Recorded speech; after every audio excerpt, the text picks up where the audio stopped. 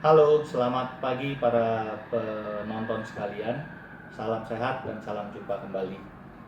Pada kesempatan kali ini, pada video ini, saya akan mengajarkan tentang bagaimana kita memegang instrumen bedah. Instrumen bedah ini akan sering kita pergunakan ketika kita melakukan kegiatan pembedahan atau menjahit luka.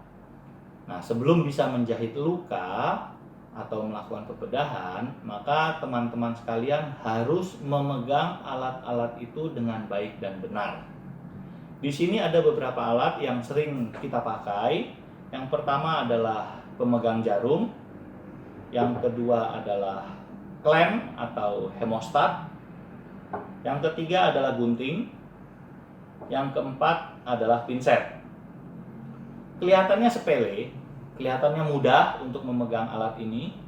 Namun kalau teman-teman tidak terbiasa, maka akan mengalami kesulitan ketika melakukan sebuah tindakan. Pada kesempatan ini, yang pertama saya akan mengajarkan tentang bagaimana memegang alat-alat ini. Dan yang kedua nanti saya akan mengajarkan bagaimana menggunakannya. Nah, yang pertama adalah cara memegang. Ini pemegang jarum akan kita pegang dengan jari 1 dan jari 4. Jadi kita pegang seperti ini. Dan kita gunakan falang distal. Jari telunjuk dan jari manis kita gunakan untuk mengendalikan instrumen ini. Jadi ketika kita pegang dan kita gemetar, ini dua jari telunjuk dan jari manis bisa digunakan untuk menahannya. Lalu untuk membuka alat ini, maka jari jempol mendorong ke depan, jari manis menarik ke belakang.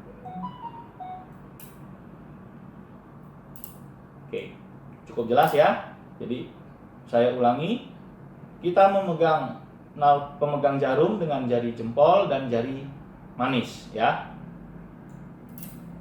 Kemudian kita akan memegang klem atau hemostat. Juga sama dengan jari 1 dan jari 4 atau jari jempol dan jari manis. Jari telunjuk dan jari tengah kita gunakan untuk menahan. Posisinya ini pronasi ya, jadi searah dengan tangan kita. Kemudian gunting juga sama, kita gunakan jari jempol dan jari manis ya. Posisi juga sama, searah, pronasi ya. Pinset kita gunakan dengan tangan kiri seperti kita memegang pensil ya. Jadi ditekan oleh jempol dan jari manis telunjuk. Jari tengah digunakan untuk menahan sebagai bantalan. Jari manis dan jari kelingking tidak digunakan. Jadi kita cukup memegang seperti ini. Dan kita pegang pada bagian pertengahan pinset. Ya. Oke. Nah, lalu pemegang jarum ini akan kita gunakan untuk memegang jarum. Nah, di sini ada jarum. Yang kalau teman-teman perhatikan, maka jarum ini terdiri dari ujung jarum dan bagian belakang jarum.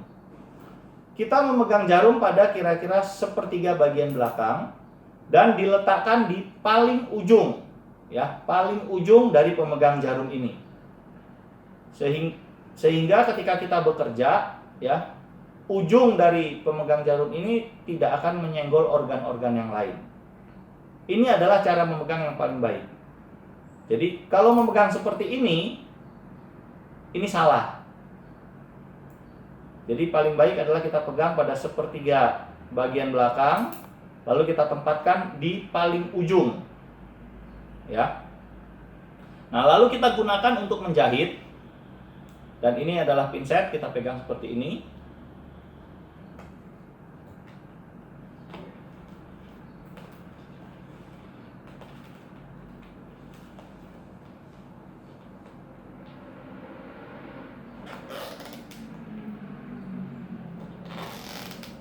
Setelah kita melakukan menjahit, kita akan melakukan gunting ya. Kita pegang dengan posisi yang benar, lalu kita gunting. Pada saat menggunting, kita gunakan juga ujung dari gunting. Tidak boleh menggunakan bagian tengah. Kalau kita menggunakan bagian tengah, ini kurang baik. Tapi kita gunakan bagian ujungnya. Ya. Nah, kira-kira demikian cara memegang pemegang jarum dan cara memegang gunting. Sekarang, bagaimana cara kita menggunakan klem atau hemostat?